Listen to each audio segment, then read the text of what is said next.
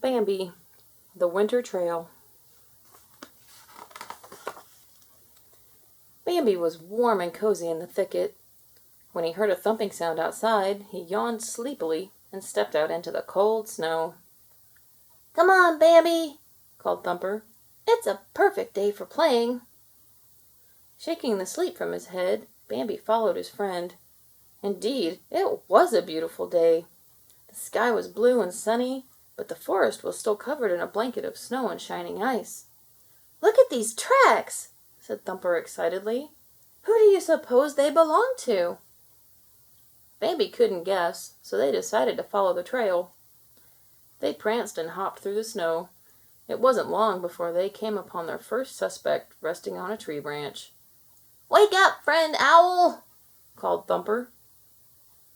Friend Owl peered at the young animals in a huff. He had only just fallen asleep. "Stop that racket!" he yelled. Bambi and Thumper giggled. Owl was always grouchy when they disturbed his sleep. Deciding the footprints must belong to someone else, they continued on. Soon they met up with Faline. She wanted to play too. "You can help us find out who made these tracks," said Bambi. Thumper tried to wake up Flower, but hibernating was serious business. "See you next spring," he told them, with his eyes still closed.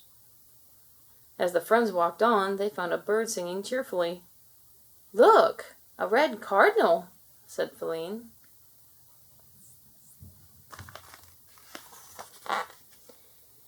"Maybe these are his footprints." But the little bird chirped no, they were not his footprints. A raccoon led them towards some woodpeckers. They were busy looking for food. "We didn't make those tracks," said the noisy birds. "We don't have time for walking around down there." "Well, if these tracks don't belong to the woodpeckers, and they don't belong to the cardinal, and they don't belong to Friend Owl, whose can they be?" Bambi asked.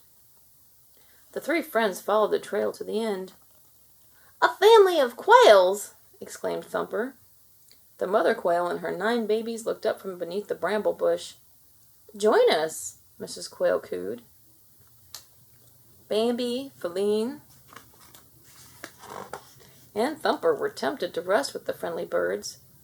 But suddenly the great prince of the forest appeared. He reminded them that the sun was setting. "Go home, or your mothers will worry," he warned. Then, just as quickly as he had come, Bambi's father disappeared in the shadows of the tall trees. "Look!" cried Bambi happily as all of their mothers entered the glen. Running under his mother's legs, the little deer stretched his nose up for a kiss.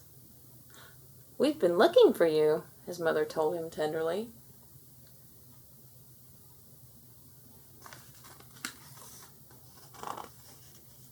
Thumper was surprised. "How'd you find us?" he asked. Mrs. Rabbit pointed to his tracks in the snow. Laughing, the animals followed the trail back home. The end. Please subscribe.